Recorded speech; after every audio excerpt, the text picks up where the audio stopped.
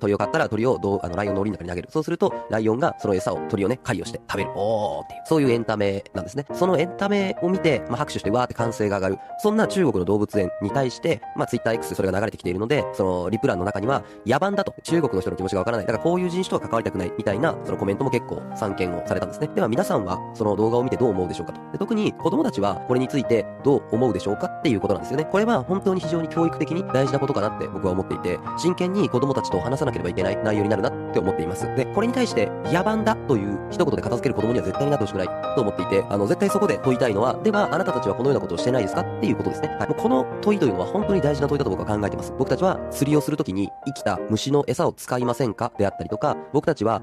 刺身、高級な料亭とかに行くと、生けすの中に魚がいるよねと泳がせておいて、それを捕まえて包丁でさばいてますけど、それについてはどうなんでしょうかということなんですね。